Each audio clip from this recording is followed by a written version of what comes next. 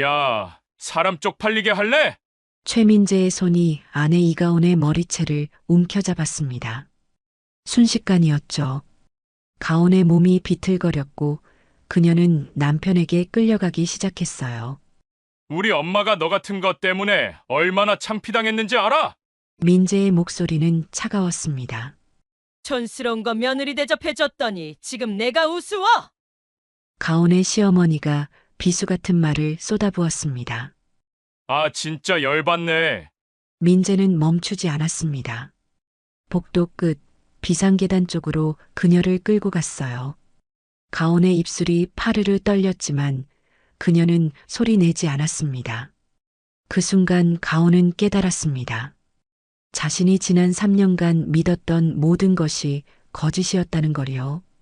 이 놀라운 이야기가 궁금하시다면 잠시만 구독 버튼을 눌러주세요. 평범해 보이는 사람들의 숨겨진 이야기를 매일 전해드립니다. 2년 전 겨울이었습니다. 이가온은 아버지의 장례식장을 나서며 깊은 한숨을 내쉬었어요. 27의 나이에 아버지를 떠나보내는 일은 생각보다 훨씬 더 무거웠습니다. 가온아, 괜찮겠니? 어머니 이영자가 딸의 손을 꼭 잡았죠. 가온은 고개를 끄덕였습니다. 괜찮아요, 엄마. 우리 둘이 잘 살 수 있어요. 그날 이후 가온의 삶은 완전히 달라졌습니다. 아버지가 남긴 회사의 지분을 물려받았지만 그녀는 그 사실을 철저히 숨겼어요. 전문 경영인 장민호에게 회사 운영을 맡기고 자신은 작은 무역회사에 다니는 평범한 직장인으로 살기로 결심했죠. 월급은 250만 원. 이 도시에서 그저 그런 삶을 사는 평범한 20대 후반 여성이었습니다. 왜 그렇게 사시려고요? 변호사 강재훈이 물었을 때 가온은 조용히 대답했어요. 돈이 아니라 나 자신을 진심으로 사랑해주는 사람을 만나고 싶어요. 제 재산이 아니라 저라는 사람을 봐주는 사람이요. 그렇게 1년이 흘렀습니다. 가온은 홀어머니와 함께 작은 아파트에서 살았어요. 출퇴근하고 장보고 저녁 준비하고 누가 봐도 평범한 직장인의 삶이었죠. 그러던 어느 날이었습니다. 회사 선배가 소개팅을 제안했어요. 가온아, 괜찮은 남자 있는데 한번 만나볼래? 너처럼 착하고 알뜰한 여자 찾는다던데. 가온은 잠시 망설였지만 결국 고개를 끄덕였습니다. 그렇게 만난 사람이 최민재였어요.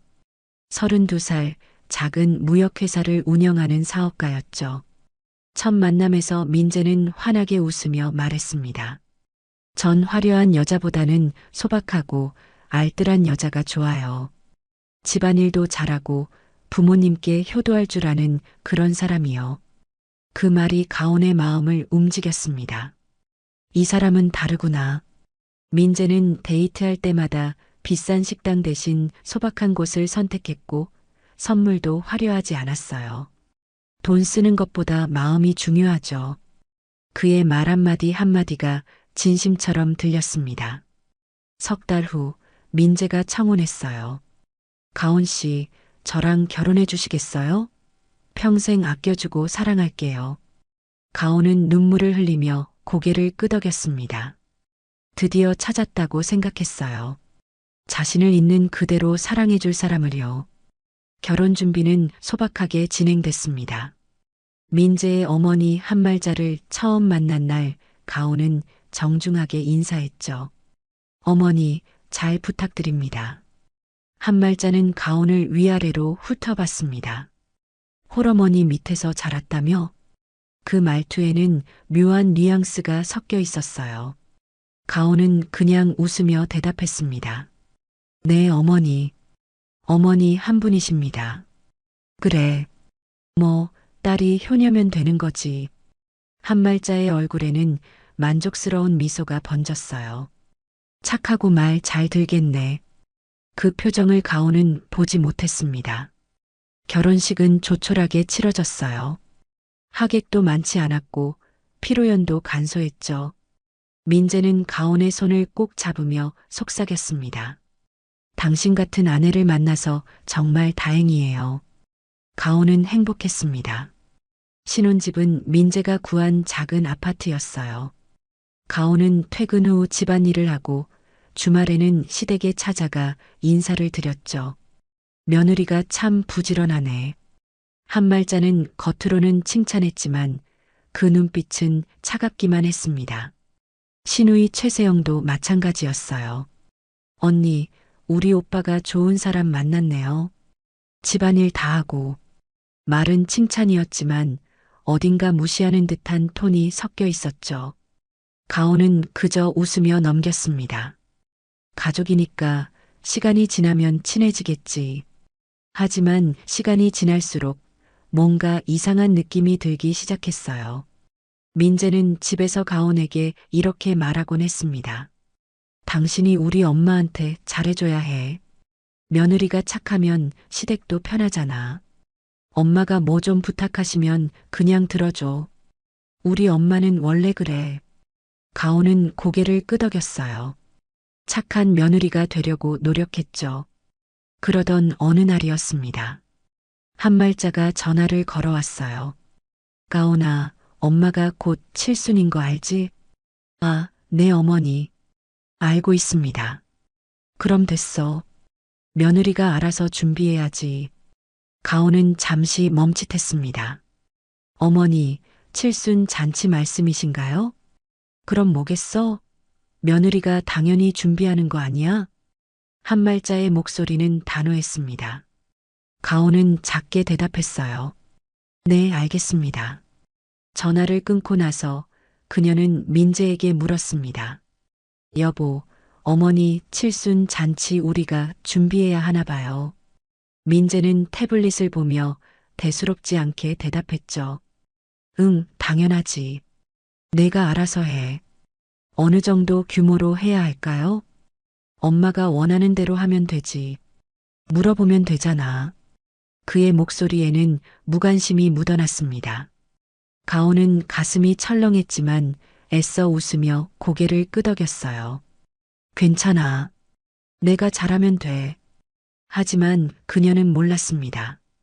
이것이 시작일 뿐이라는 걸요.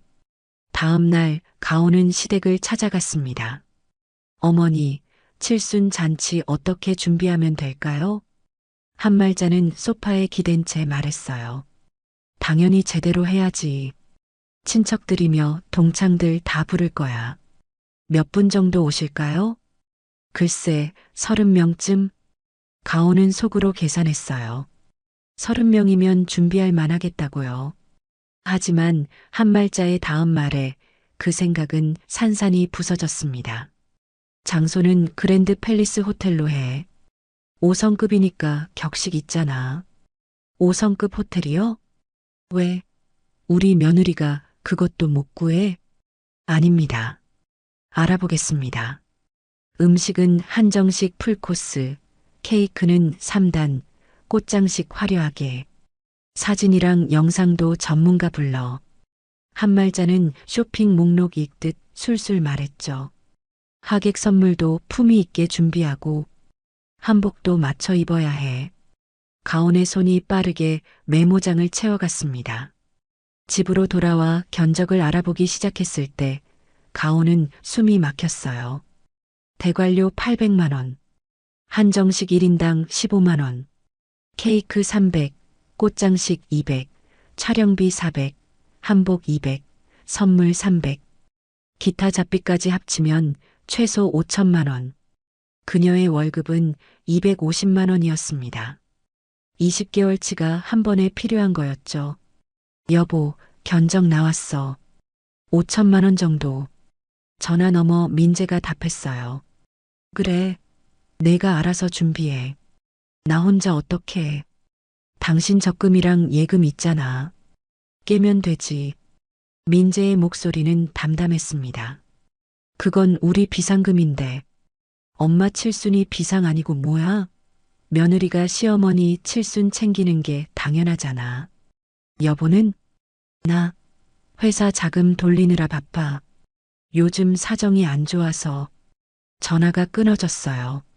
가온은 은행에 갔습니다. 적금 2천만 원, 예금 1,500만 원을 해지했죠.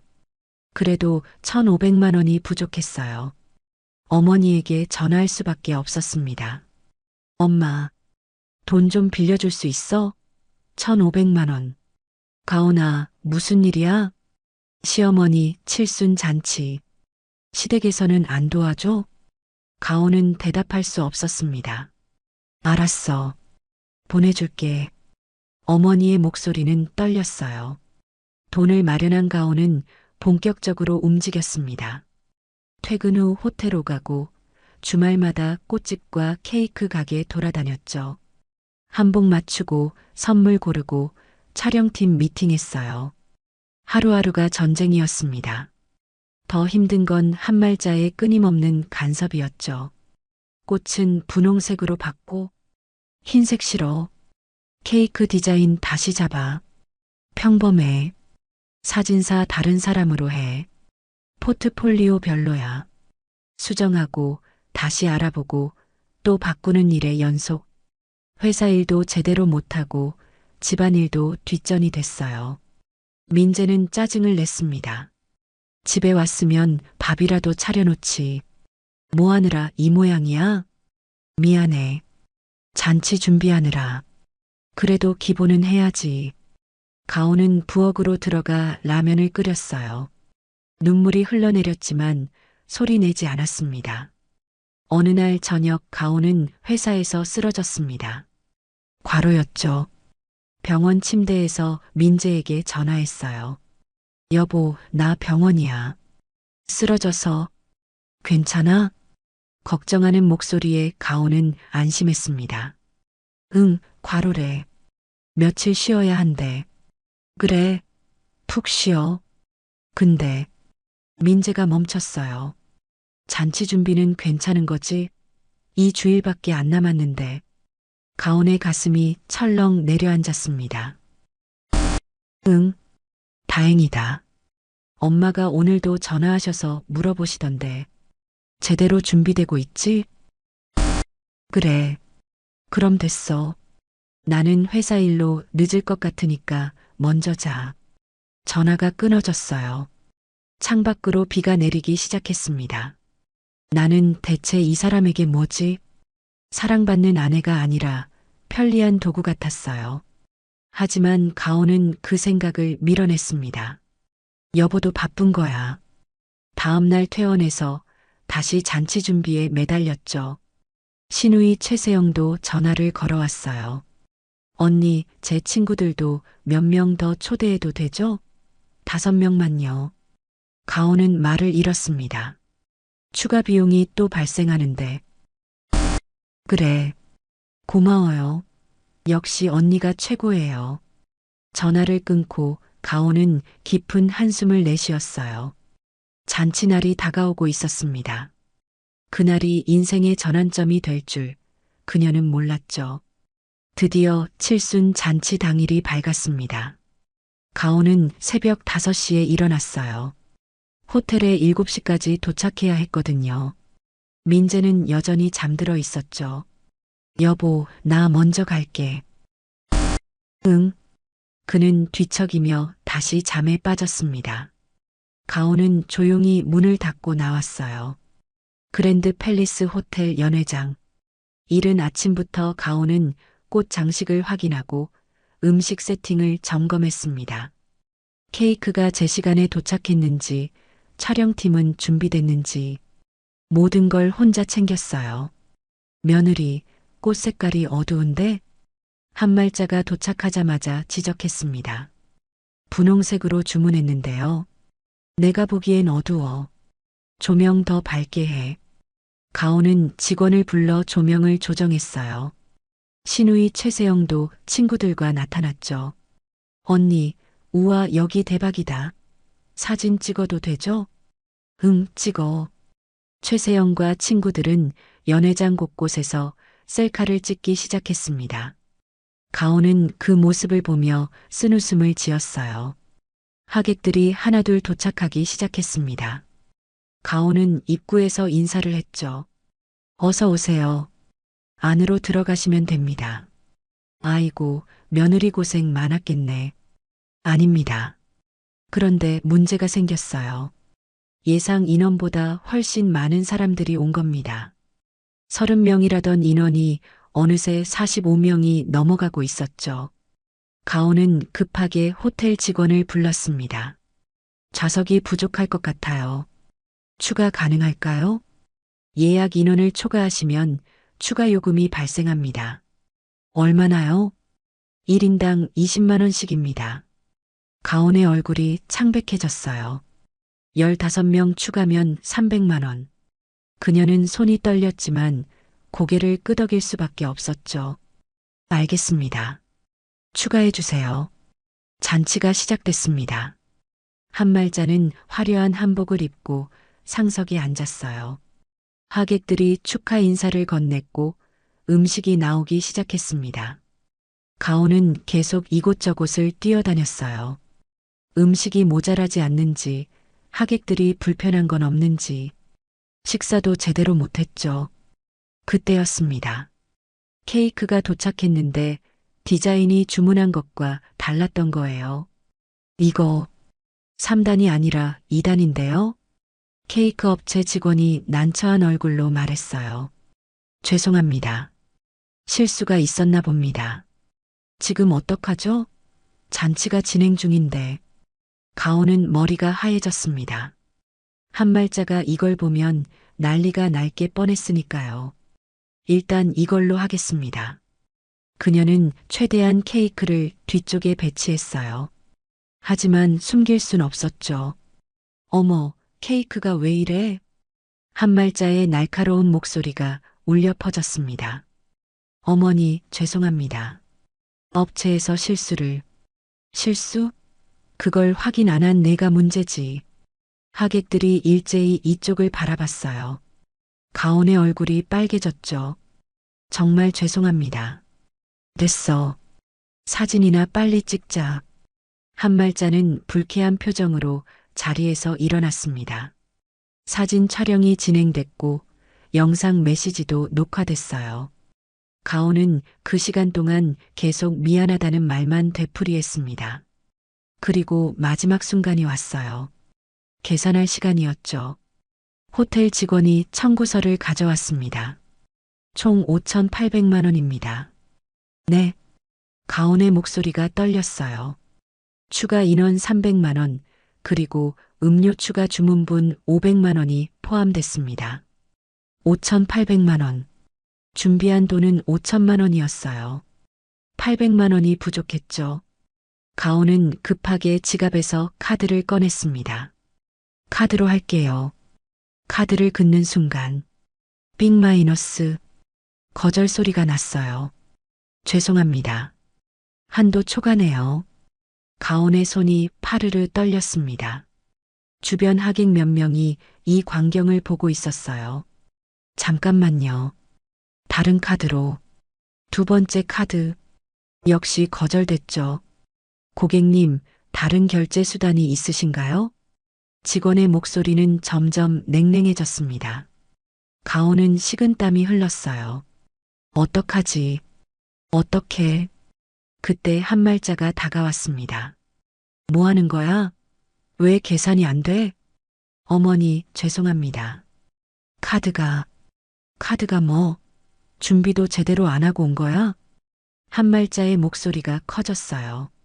주변이 조용해졌습니다. 모두가 이쪽을 보고 있었죠. 당장 해결해. 죄송합니다. 가온의 눈에서 눈물이 흘러내렸어요. 그 순간 민재가 나타났습니다. 뭐 하는 거야, 당신? 그의 얼굴은 분노로 일그러져 있었어요. 여보, 미안해. 카드 한도? 그것도 생각 못하고 준비한 거야? 민재의 목소리는 차갑기만 했죠. 우리 엄마 칠순 잔치를 이 모양으로 만들어? 아니야, 내가 다시 집에 가서 얘기해. 그 순간이었습니다. 민재의 손이 가온의 머리채를 움켜잡았어요.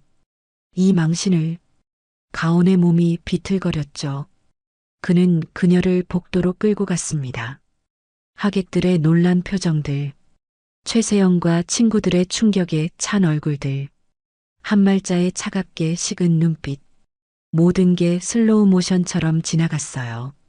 복도에 나온 민재는 가온을 밀쳤습니다. 당신 때문에 우리 가족이 얼마나 창피를 당했는지 알아? 가온은 바닥에 주저앉았어요. 핸드백에서 영수증들이 쏟아져 나왔죠. 미안해. 정말 미안해. 미안하다고 해결돼? 지금 당장 돈 구해와. 민재는 그렇게 말하고 다시 연회장으로 들어갔습니다. 가온은 혼자 남겨졌어요. 복도는 고요했습니다. 그녀는 바닥에 흩어진 영수증들을 바라봤죠. 5천만 원이 넘는 돈, 혼자 감당한 모든 것, 그리고 이 굴욕. 가온은 떨리는 손으로 핸드폰을 꺼냈어요. 전화번호부를 스크롤하다가 한 이름에서 멈췄습니다. 강재훈 변호사. 그녀는 통화 버튼을 눌렀죠. 여보세요, 변호사님. 목소리가 떨렸지만 그 안에는 무언가 달라진 게 있었어요. 지금 당장 나가세요. 전화 너머로 강재훈의 단호한 목소리가 들렸습니다. 네. 그 자리에서 나오시라고요. 지금 즉시. 가온은 고개를 들었어요. 복도 저 끝에서 웃음소리가 들려왔습니다. 하객들의 즐거운 대화 소리, 민재와 한말자의 목소리. 그녀는 천천히 일어섰어요. 그리고 반대 방향으로 걸어가기 시작했죠. 호텔을 나서는 순간 차가운 바람이 얼굴을 스쳤습니다. 가온은 눈을 감았어요. 이제 끝이야. 하지만 그건 끝이 아니었습니다. 진짜 시작이었죠. 이틀 후 가온은 강재훈 변호사 사무실에 앉아 있었습니다. 이혼하시겠다는 거죠? 가온은 고개를 끄덕였어요. 네. 더 이상은 못 견디겠어요. 당연합니다. 명백한 가정폭력이에요. 강재훈은 서류를 꺼냈습니다.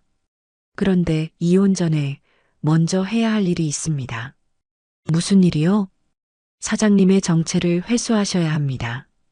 정체를 회수한다는 게 남편 회사가 운영되는 자금, 그 출처를 아십니까? 강재훈이 파일을 펼쳤어요.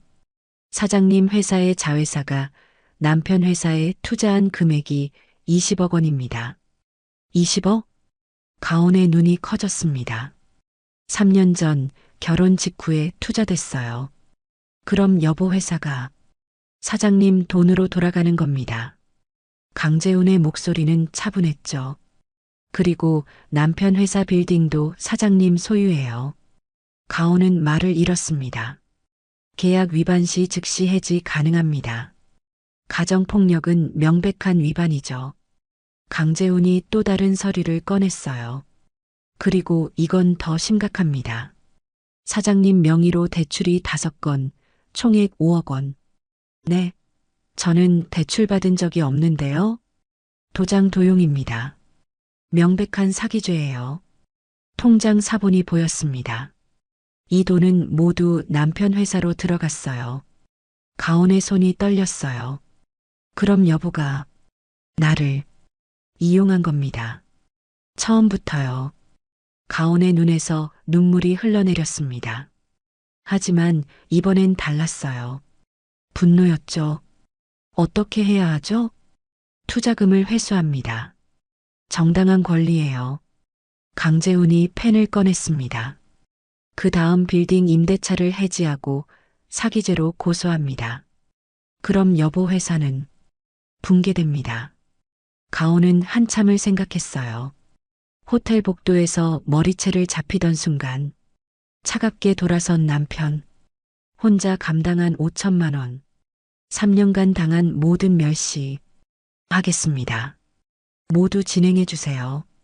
가온의 목소리는 단호했습니다. 떨리는 손으로 서류에 서명했어요. 이가온. 그 이름이 무겁게 느껴졌죠. 일주일 안에 모든 통지가 나갑니다. 그 전에 집을 나오세요. 가온은 고개를 끄덕였습니다. 사무실을 나서는 발걸음은 무거웠지만 어딘가 홀가분했어요. 그날 밤 가온은 집에 돌아왔습니다. 민재는 소파에서 TV를 보고 있었어요. 왔어? 무덤덤한 목소리였습니다. 응. 가온은 방으로 들어가 짐을 싸기 시작했어요. 옷가지, 서류들, 소지품들. 캐리어 하나면 충분했죠. 3년간 살았지만 그녀의 것은 거의 없었으니까요. 다음 날 아침 민재가 출근하고 난 뒤 가온은 캐리어를 끌고 나왔습니다. 현관문을 나서며 뒤를 돌아봤어요. 3년의 시간. 사랑이라고 믿었던 모든 것. 안녕. 가온은 작게 중얼거리며 문을 닫았습니다. 어머니 집에 도착했어요. 가온아. 이영자가 놀라 달려왔죠. 엄마, 잠깐 여기 있어도 돼? 무슨 일이야? 가온은 어머니를 꼭 안았습니다. 괜찮아, 엄마. 이제 다 괜찮을 거야. 그날 오후 강재훈에게서 전화가 왔어요. 투자금 회수 통지를 보냈습니다. 네. 빌딩 임대차 해지 통지도 발송했고 사기 고소장도 접수했습니다. 가온은 숨을 깊이 들이마셨어요. 이제 시작이네요. 상대방 반응이 곧 올 겁니다. 며칠이 지났습니다. 민재에게서 전화가 쏟아졌어요. 가온은 받지 않았습니다. 문자도 왔죠. 당신 어디 있어? 집에 와. 무슨 짓이야? 투자금 회수가 뭐야? 빌딩 나가라고? 미쳤어? 전화 받아. 당장. 가온은 모두 지우고 번호를 차단했습니다. 일주일 후 강재훈이 다시 연락했어요. 남편 회사가 심각한 자금난에 빠졌습니다. 예상했던 일이에요. 거래처들도 계약 해지 중입니다. 연쇄 반응이죠. 그래요. 가온의 목소리는 담담했습니다. 사기건으로 경찰 조사가 시작됐고 구속영장까지 검토 중입니다. 남편이 조사받는 거죠? 네. 증거가 명확합니다. 가온은 아무 말도 하지 않았어요. 그날 밤 가온은 혼자 앉아 있었습니다. 지난 3년이 스쳐 지나갔어요. 사랑한다던 말들, 함께 웃던 순간들, 그 모든 게 거짓이었다는 게 믿기지 않았죠. 정말 처음부터 돈 때문이었을까? 하지만 증거는 명확했습니다. 결혼 직후 투자된 20억 원, 몰래 빼낸 5억 원, 모든 게 계획된 것이었어요. 가온은 눈물을 닦았습니다. 이제 울지 말자. 더 이상 약한 모습을 보이지 않기로 했어요. 머리채를 잡히던 그 순간의 가온은 이제 없었죠. 새로운 가온이 시작되는 겁니다. 창밖으로 밤하늘이 보였어요. 별이 빛나고 있었습니다. 가온은 작게 미소 지었어요. 폭풍은 이제 시작일 뿐이었죠. 2주일이 지났습니다.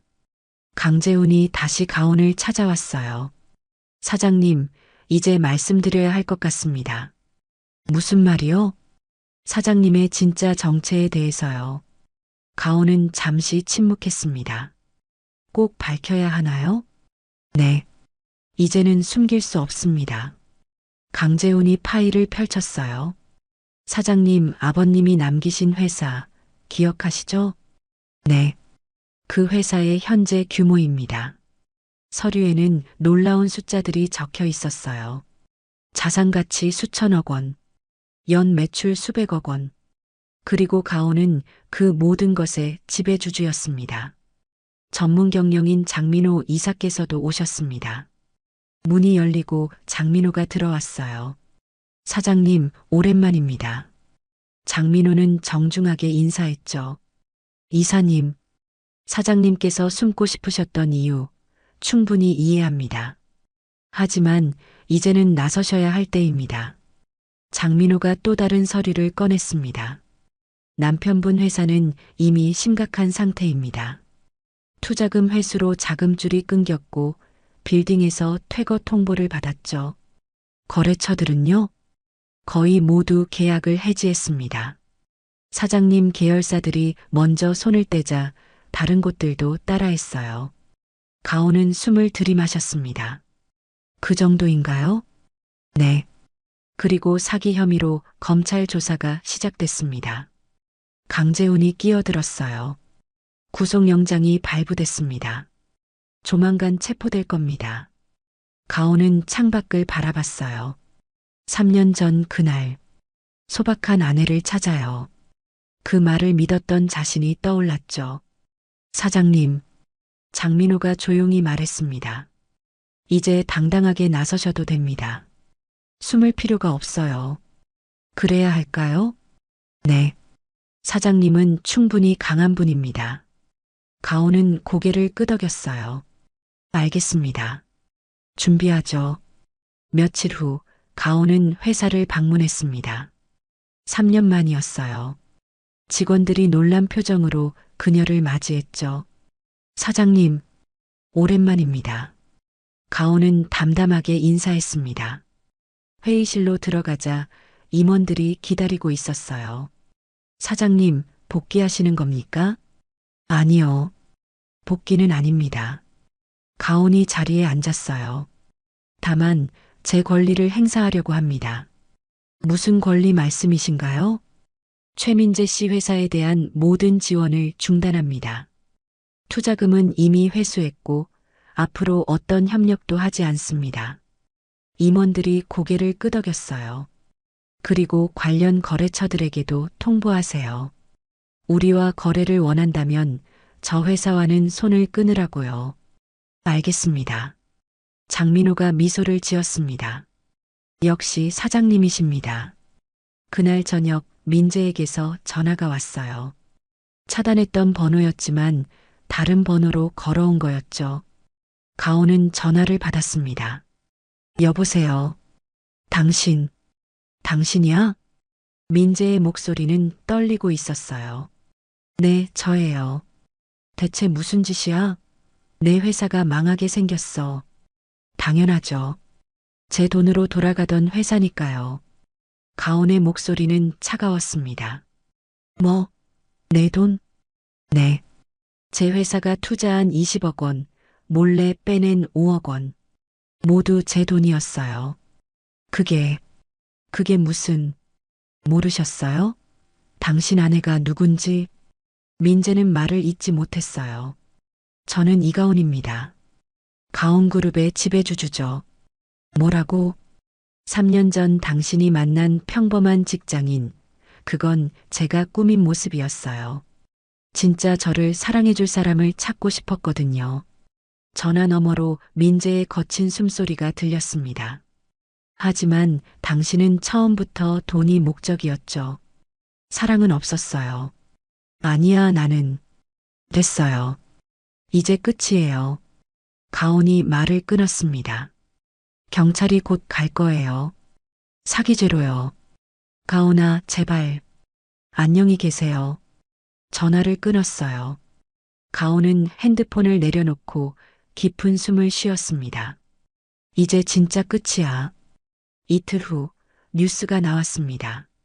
중소기업 대표 최민재 씨 사기 혐의로 구속. TV 화면에 수갑을 찬 민재가 나왔어요. 기자들의 플래시가 터지고 질문이 쏟아졌죠. 부인 명의로 불법 대출을 받은 게 사실입니까? 부인이 재벌가 상속녀라는 소문이 있는데요. 민재는 고개를 숙인 채 아무 말도 하지 않았습니다. 가온은 그 뉴스를 조용히 바라봤어요. 어머니가 옆에 앉아 그녀의 손을 잡았습니다. 가온아, 괜찮아? 네, 엄마. 괜찮아요. 가온은 미소를 지었어요. 이제 정말 괜찮아요. 그날 밤 강재훈에게서 전화가 왔습니다. 사장님, 시어머니께서 연락을 하셨습니다. 한말자 씨가요? 네. 사과하고 싶다고 하던데요. 가온은 잠시 생각했어요. 만나지 않겠습니다. 알겠습니다. 그리고 이혼 소송 준비하세요. 재판 이혼으로 갈 겁니다. 위자료는 청구하시겠습니까? 당연하죠. 가정폭력의 사기까지 충분한 사유입니다. 가온의 목소리는 흔들림이 없었어요. 며칠 후 가온은 다시 회사를 방문했습니다. 이번에는 다른 목적이었죠. 이사님, 새로운 프로젝트를 시작하려고 합니다. 어떤 프로젝트인가요? 재단을 만들고 싶어요. 장민호가 관심 있는 표정을 지었습니다. 어떤 재단이죠? 가정폭력과 경제적 학대를 당한 여성들을 돕는 재단이요. 가온의 눈빛이 빛났어요. 법률 지원, 심리 상담, 쉼터 제공, 직업 교육까지 제가 받고 싶었던 모든 도움을 제공하고 싶어요. 좋은 생각입니다. 장민호가 고개를 끄덕였죠. 사장님께서 직접 겪으셨으니 더 잘 도우실 수 있을 겁니다. 준비해 주세요. 빠르게 진행하고 싶어요. 알겠습니다. 가온은 창밖을 바라봤습니다. 파란 하늘이 펼쳐져 있었어요. 호텔 복도에서 머리채를 잡혔던 그날, 그 굴욕의 순간이 떠올랐죠. 하지만 이제는 달랐습니다. 그때의 가온은 없었어요. 지금의 가온은 강했고 당당했으며 자신의 가치를 알았습니다. 나는 사랑받을 자격이 있어. 가온은 작게 중얼거렸어요. 그리고 나처럼 아픈 사람들도 마찬가지야. 새로운 시작이었습니다. 진짜 가온으로 살아가는 시작이었죠. 한 달이 흘렀습니다. 이혼 재판이 시작됐어요. 가온은 법정에 섰습니다. 민재는 피고석에 앉아 있었죠. 수갑은 풀렸지만 그의 얼굴은 초췌했어요. 피고는 원고에게 가정폭력을 행사했습니까? 재판장이 물었습니다. 민재는 고개를 숙였어요. 네. 공개된 장소에서 원고의 머리채를 잡고 끌고 간 것도 사실입니까? 네. 원고 명의로 무단 대출을 받은 것도 인정합니까? 네. 민재의 목소리는 점점 작아졌습니다. 가온은 그를 바라보지 않았어요. 그저 앞만 보고 있었죠. 피고는 원고가 재산을 숨겼다는 것을 알고 결혼했습니까? 변호사가 물었습니다. 민재는 잠시 망설이다 대답했어요. 아니요. 몰랐습니다. 그럼 언제 알게 됐습니까? 결혼 후 1년쯤 지나서요. 어떻게 알게 됐습니까? 민재는 입술을 깨물었습니다. 우연히 서류를 봤습니다. 투자금이 들어온 출처를 확인하다가 그래서요? 아내가 거대 그룹의 상속녀라는 걸 알았습니다. 법정이 조용해졌어요. 그 후로 어떻게 하셨습니까? 계속 이용했습니다. 민재의 목소리가 떨렸죠. 아내 명의로 대출을 받고 투자금을 더 받아내려 했습니다. 아내를 사랑했습니까? 변호사의 질문에 민재는 대답하지 못했어요. 한참 후에야 입을 열었습니다. 저는 모르겠습니다. 가온은 그제야 민재를 바라봤어요. 그의 눈에는 눈물이 고여 있었습니다. 하지만 가온의 눈은 차가웠어요. 재판은 빠르게 진행됐습니다. 증거가 너무나 명확했으니까요. 이혼을 인정합니다. 재판장이 판결했어요. 위자료는 피고가 원고에게 3억 원을 지급할 것.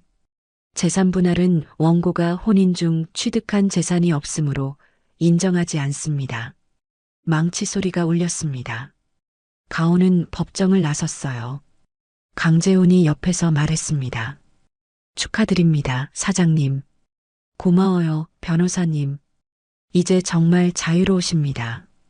가온은 고개를 끄덕였어요. 법원 계단을 내려오는데 누군가 다가왔습니다. 한말자였어요. 시어머니는 예전과 달리 초라한 모습이었죠. 가온아, 무슨 일이세요? 가온의 목소리는 냉랭했습니다. 미안하다. 정말 미안해. 한말자의 눈에서 눈물이 흘러내렸어요. 내가 너무 모질게 굴었지. 내가 그런 사람인 줄 알았으면. 제가 그런 사람이면 잘해주시고 아니면 함부로 대해도 되는 건가요? 가온의 말에 한말자는 할 말을 잃었습니다. 어머니는 저를 사람으로 보지 않으셨어요. 그냥 이용할 도구로만 봤죠. 그게 아니야. 칠순 잔치 비용 5천만 원 혼자 감당하게 하셨잖아요. 가온의 목소리가 떨렸어요. 카드가 안 될 때 아무도 도와주지 않았어요. 남편은 제 머리채를 잡고 끌었죠. 미안해. 정말. 이제 됐어요. 저는 어머니를 용서할 생각이 없습니다. 가온은 그렇게 말하고 돌아섰습니다. 한말자가 뒤에서 불렀지만 가온은 돌아보지 않았어요. 며칠 후 가온은 재단 설립식에 참석했습니다. 희망재단이라는 이름이었어요. 가정폭력과 경제적 학대 피해 여성들을 돕는 재단이었죠. 이 재단은 제 경험에서 시작됐습니다. 가온이 마이크 앞에 섰어요. 저는 사랑받고 싶어서 제 정체를 숨겼습니다. 하지만 결국 이용당했죠. 청중들이 조용히 듣고 있었습니다. 머리채를 잡혀 끌려가던 그날, 저는 제가 얼마나 무가치한 존재인지 느꼈어요. 가온의 목소리가 떨렸어요. 하지만 그게 아니었습니다. 저는 가치 있는 사람이었어요. 박수가 터져 나왔습니다. 이 재단은 저처럼 아픈 분들에게 말해주고 싶습니다. 당신은 가치 있는 사람이라고요. 가온은 미소를 지었어요. 법률 지원, 심리 상담, 쉼터, 직업 교육. 모든 걸 제공할 겁니다. 새로운 시작을 도울 거예요. 사람들이 일어나 박수를 쳤습니다. 설립식이 끝나고 장민호가 다가왔어요. 사장님, 정말 멋진 연설이었습니다. 고마워요, 이사님. 그런데 회사는 어떻게 하실 건가요? 가온은 잠시 생각했습니다. 당분간은 이사님께 맡기겠어요. 저는 재단 일에 집중하고 싶어요. 알겠습니다. 하지만 중요한 결정은 제가 할게요. 지배주주로서의 책임은 다하겠습니다. 장민호가 고개를 끄덕였어요. 그날 저녁 가온은 어머니와 함께 저녁을 먹었습니다. 가온아, 요즘 행복해 보인다. 이영자가 말했어요. 네, 엄마. 행복해요. 그래. 내가 행복하면 엄마도 행복해. 엄마, 그동안 고생 많으셨죠? 가온이 어머니의 손을 잡았습니다. 아니야. 너 때문에 힘든 게 아니었어. 빌려준 돈, 이제 갚을게요. 그런 거 신경 쓰지 마. 아니에요. 제대로 갚고 싶어요. 가온은 봉투를 꺼냈어요. 2천만 원, 이자까지 포함해서요. 가온아. 그리고 엄마, 이사 가요. 이사? 네. 더 좋은 집으로요. 제가 마련할게요. 이영자의 눈에서 눈물이 흘렀습니다. 우리 딸, 정말 대단해졌구나. 엄마 덕분이에요. 두 사람은 꼭 껴안았어요. 밤이 깊어갔습니다. 가온은 창밖을 바라봤어요. 도시의 불빛들이 반짝이고 있었죠. 3년 전 민재를 만났던 그날. 소박하고 알뜰한 아내를 찾아요.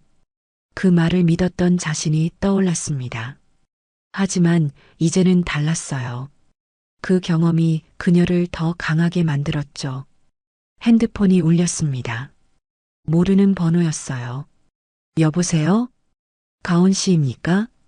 낯선 여자의 목소리였습니다. 네, 그런데요. 저는 희망재단 홈페이지를 보고 연락드렸어요. 여자의 목소리가 떨렸어요. 남편한테 맞고 살았는데 도와주실 수 있을까요? 가온의 가슴이 뛰었습니다. 네, 도와드릴게요. 지금 어디 계세요? 집인데 남편이 술 마시고 들어올 것 같아요. 주소 알려주세요. 지금 바로 갈게요. 가온은 재킷을 걸치고 밖으로 나갔습니다. 새로운 시작, 새로운 구조. 이제 가온은 혼자가 아니었어요. 같은 아픔을 겪은 사람들의 희망이었죠. 6개월이 흘렀습니다. 희망재단은 빠르게 성장하고 있었어요. 지금까지 100여 명의 여성들을 도왔죠. 가온은 매일 재단 사무실에 출근했습니다. 그날도 평범한 아침이었어요. 사장님, 면회 신청이 들어왔습니다. 직원이 서류를 건넸죠. 누구죠? 최민재 씨입니다. 가온의 손이 멈췄어요. 거절하세요. 그런데 편지도 함께 왔습니다. 직원이 봉투를 내밀었습니다. 가온은 잠시 망설이다 받았어요. 사무실로 돌아와 편지를 펼쳤죠. 가온아, 미안하다는 말부터 하고 싶어. 하지만 그 말로는 부족하다는 것도 알아. 너를 만나기 전 나는 사업 실패로 3억 원의 빚을 지고 있었어. 매일 독촉 전화에 시달렸고 자살까지 생각했지. 그때 누군가 말했어. 착한 여자와 결혼해서 돈 벌어라고. 나는 그 말을 따랐어. 최악의 선택이었지. 너를 처음 봤을 때 너는 정말 순수해 보였어. 거짓말하기 딱 좋은 상대였지. 하지만 시간이 지나면서 조금씩 변했어. 내가 나한테 해주는 작은 친절들. 아침마다 챙겨주던 도시락. 밤늦게 일하고 오면 켜놓던 현관 불빛. 그런 것들이 나를 괴롭혔어. 1년쯤 지나서 내 정체를 알았을 때 나는 충격받았어. 동시에 안도했지. 역시 이용해야 할 상대였어라고 스스로 합리화했어. 하지만 깊은 곳에서는 알고 있었어. 내가 틀렸다는 걸. 너는 나를 진심으로 사랑했다는 걸. 칠순 잔치 그날 내가 내 머리채를 잡았을 때 내 눈빛을 봤어. 그 눈에는 배신감과 슬픔이 가득했지. 그 순간 깨달았어. 내가 얼마나 잔인한 인간인지. 지금 나는 감옥에 있어. 매일 후회하며 살아. 내게 용서를 구할 자격도 없다는 거 알아. 하지만 한 가지만은 말하고 싶어. 너는 잘못이 없었어. 너는 충분히 좋은 사람이었어. 나 같은 인간을 만난 게 불행이었을 뿐이야. 부디 행복하게 살아줘. 그게 내가 바랄 수 있는 전부야. 가온은 편지를 내려놓았습니다. 눈물이 흘러내렸어요. 분노도 아니고 슬픔도 아니었죠. 그냥 복잡한 감정이었습니다. 진심이었을까? 가온은 알 수 없었어요. 하지만 한 가지는 확실했습니다. 이제 그것도 중요하지 않다는 것. 강재훈에게 전화를 걸었어요. 변호사님, 최민재 씨 형량이 어떻게 됐죠? 3년형을 선고받았습니다. 집행유예 없이요. 그래요. 사장님, 면회 가실 건가요? 가온은 잠시 생각했습니다. 아니요. 가지 않을래요. 알겠습니다. 전화를 끊고 가온은 편지를 서랍에 넣었어요. 더 이상 꺼내보지 않을 생각이었죠. 그날 오후 한말자에게서도 연락이 왔습니다. 신우이 최세영이 대신 전화를 걸어온 거예요. 언니, 엄마가 많이 아프세요. 아프시다고요? 네. 스트레스성 우울증이래요. 오빠 일로. 가온은 아무 말도 하지 않았습니다. 엄마가 언니한테 너무 미안해 하세요. 한 번만 만나주시면 안 될까요? 세영 씨. 가온의 목소리는 차분했어요. 어머니가 아프신 건 안타까워요. 하지만 저는 만날 생각이 없어요. 언니, 어머니는 제가 평범한 직장인일 때 저를 함부로 대하셨어요. 이제 와서 후회하신다면 그건 제 정체를 알았기 때문이죠. 최세영은 대답하지 못했습니다. 진심으로 사과하고 싶으시다면 다른 며느리들에게 잘하시라고 전해주세요. 가온은 전화를 끊었어요. 가슴이 답답했지만 후회는 없었습니다. 저녁 무렵 가온은 재단 쉼터를 방문했어요. 그곳에는 15명의 여성들이 머물고 있었습니다. 사장님, 한 여성이 반갑게 인사했어요. 6개월 전 전화로 구조 요청을 했던 사람이었죠. 유진 씨, 요즘 어때요? 좋아요. 미용 자격증 공부하고 있어요. 잘 됐네요. 사장님 덕분이에요. 사장님이 아니었으면. 유진의 눈에 눈물이 고였습니다. 괜찮아요. 당신이 용기 낸 거예요. 가온이 그녀의 손을 잡았어요. 사장님도 많이 힘드셨죠? 네, 많이 힘들었어요. 가온은 솔직하게 대답했습니다. 하지만 이제는 괜찮아요. 여러분 덕분이에요. 저희 덕분이라니요? 네. 여러분을 돕는 게 저를 치유하는 일이거든요. 유진이 가온을 꼭 안았습니다.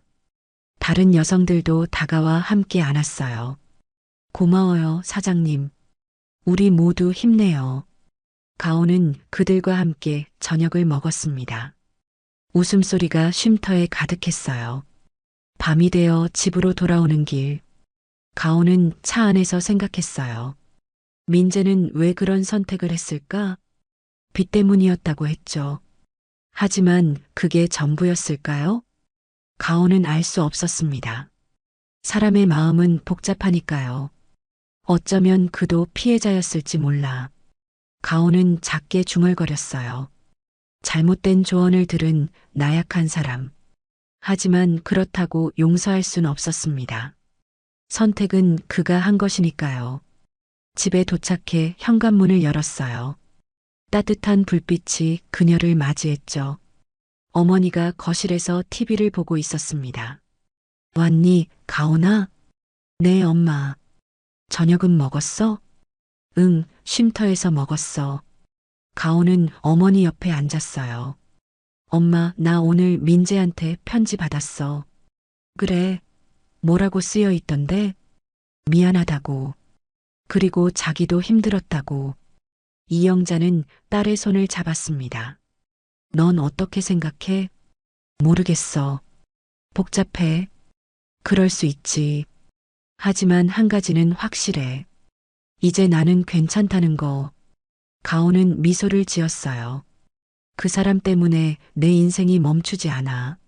나는 앞으로 나아갈 거야. 잘 생각했어, 우리 딸. 두 사람은 따뜻한 차를 마시며 밤을 보냈습니다. 창밖으로 달이 떠올랐어요. 가온은 달을 바라보며 생각했습니다. 용서는 못해도 이해는 할 수 있어. 그리고 그걸로 충분해. 과거는 과거였습니다. 이제 미래를 향해 걸어갈 시간이었죠. 가온의 새로운 인생이 시작되고 있었어요. 1년이 지났습니다. 가온은 그랜드 팰리스 호텔 로비에 서 있었어요. 1년 전 이곳에서 머리채를 잡혀 끌려갔던 바로 그 호텔이었죠. 하지만 오늘은 달랐습니다. 희망재단 1주년 행사가 열리는 날이었어요. 사장님, 준비됐습니다. 강재훈이 다가왔습니다. 네, 들어가죠. 가온은 고개를 끄덕이고 연회장으로 걸어갔어요. 같은 호텔, 같은 복도. 하지만 1년 전과는 완전히 달랐죠. 이제 그녀는 누구의 며느리가 아니었습니다. 당당한 재단 이사장이었어요. 연회장 문이 열렸습니다. 300여 명의 사람들이 박수로 그녀를 맞이했어요. 후원자들, 재단 직원들, 그리고 도움을 받은 여성들. 모두가 가온을 보며 미소 짓고 있었습니다. 여러분, 감사합니다. 가온이 단상에 올라 마이크를 잡았어요. 1년 전 저는 이 호텔에서 가장 굴욕적인 순간을 겪었습니다. 청중들이 조용해졌죠. 남편에게 머리채를 잡혀 끌려갔고 모든 사람들 앞에서 무가치한 존재처럼 느껴졌어요. 가온의 목소리가 떨렸습니다. 하지만 그날이 제 인생의 전환점이었습니다. 더 이상 숨지 않기로 결심한 날이었죠. 박수가 터져 나왔어요. 이 1년 동안 희망재단은 250명의 여성을 도왔습니다. 가온은 화면을 가리켰어요. 거기에는 웃고 있는 여성들의 사진이 나타났습니다. 법률 지원으로 70명이 이혼에 성공했고 쉼터에서 120명이 안전을 찾았어요. 사진들이 계속 바뀌었죠. 직업 교육을 받은 60명은 새로운 일을 시작했습니다. 유진의 사진이 나타났어요. 미용실에서 환하게 웃고 있는 모습이었죠. 우리는 단순히 도움을 주는 게 아니라 새로운 시작을 함께 만들어갑니다. 가온이 무대 아래를 바라봤어요. 첫 줄에 어머니 이영자가 앉아 눈물을 흘리고 있었습니다. 제가 이렇게 설 수 있는 건 여러분 덕분입니다. 특히 저를 키워주신 어머니께 감사드려요. 가온이 어머니를 향해 고개를 숙였어요. 그리고 도움을 받은 여성분들께도 감사해요. 여러분의 용기가 저를 매일 움직이게 합니다. 기립박수가 이어졌습니다. 행사가 끝나고 가온은 로비로 나왔어요. 그때 누군가 다가왔습니다. 최세영이었어요. 언니. 가온은 잠시 멈췄습니다. 무슨 일이에요? 축하해요. 정말 멋있었어요. 최세영의 눈에 눈물이 고였어요. 엄마가 돌아가셨어요. 2달 전에요. 가온의 표정이 굳어졌습니다. 그랬군요. 마지막까지 언니 얘기하셨어요. 미안하다고. 세영 씨. 가온이 그녀의 어깨에 손을 올렸어요. 어머니를 용서하진 못하겠어요. 하지만 명복은 빌게요. 고마워요, 언니. 최세영이 고개를 숙였습니다. 그리고 저도 미안해요. 그때 언니한테 못되게 굴었죠. 이제 됐어요. 다들 각자의 삶을 살아가는 거예요. 최세영은 작게 웃으며 돌아섰습니다. 가온은 그녀의 뒷모습을 바라봤어요. 이제 정말 끝이구나. 그날 저녁 가온은 회사를 방문했습니다. 장민호가 기다리고 있었어요. 사장님, 분기 실적이 나왔습니다. 어떤가요? 작년 대비 15% 성장했습니다. 매출도 역대 최고치예요. 잘 됐네요. 가온이 미소 지었습니다. 이사님, 앞으로도 잘 부탁드려요. 제가 더 감사하죠. 사장님께서 신뢰해 주셔서요. 신뢰할 만한 분이시니까요. 가온은 창밖을 바라봤어요. 도시의 야경이 펼쳐져 있었습니다. 이사님, 재단에 더 많이 투자하고 싶어요. 얼마나 생각하세요? 매년 순이익의 10%를요. 장민호가 눈을 크게 떴어요. 그럼 연간 수십억 원인데요? 네. 더 많은 사람들을 돕고 싶어요. 훌륭한 결정입니다. 장민호가 고개를 숙였습니다. 그날 밤 가온은 집으로 돌아왔어요. 어머니와 함께 사는 새 아파트였습니다. 넓고 밝은 공간이었죠. 엄마 다녀왔어요. 가온아, 저녁 먹었어? 네, 먹었어요. 가온은 소파에 앉았습니다. 엄마, 오늘 한말자 씨 돌아가셨다는 얘기 들었어요. 그래. 언제? 2달 전이래요. 이영자는 한숨을 쉬었어요. 그래도 안타깝구나. 네. 저도 그래요. 넌 마음이 따뜻한 애야. 어머니가 딸의 손을 잡았습니다. 그렇게 당했는데도 미워하지 않잖아. 미워하면 제가 피곤해져요. 그냥 놓아주는 게 나아요. 가온은 미소를 지었어요. 엄마, 나 행복해요. 진짜로요. 엄마도 알아. 내 얼굴에 다 써 있어. 2 사람은 따뜻하게 안았습니다. 며칠 후 가온은 재단 사무실에 앉아 있었어요. 새로운 구조 요청 전화가 걸려왔습니다. 여보세요, 희망재단입니다. 저 도움이 필요해요. 떨리는 여성의 목소리였어요. 괜찮아요. 천천히 말씀해 주세요. 남편이 저를 때려요. 도망치고 싶은데 갈 곳이 없어요. 지금 어디 계세요? 가온은 메모를 시작했습니다. 주소 알려주시면 바로 갈게요. 안전한 곳으로 모셔드릴게요. 정말요? 정말 도와주실 수 있어요? 네. 약속해요. 전화를 끊고 가온은 재킷을 걸쳤어요. 직원들이 함께 움직였습니다. 출동합니다. 차에 올라타며 가온은 생각했어요. 1년 전 자신도 누군가의 도움이 필요했죠. 강재훈 변호사가 지금 나가세요라고 말해줬을 때 그게 시작이었어요. 이제 가온이 그 누군가가 되는 거였습니다. 빨리 가요. 차가 출발했습니다. 밤거리를 달리는 차 안에서 가온은 미소 지었어요. 1년 전 그랜드 팰리스 호텔 복도 머리채를 잡혀 끌려가던 그 여자는 이제 없었습니다. 대신 당당하게 로비를 걷는 여자가 있었죠. 가온은 창밖을 바라봤어요. 도시의 불빛들이 반짝이고 있었습니다. 지금까지 사연 빛나는 밤이었습니다. 감사합니다.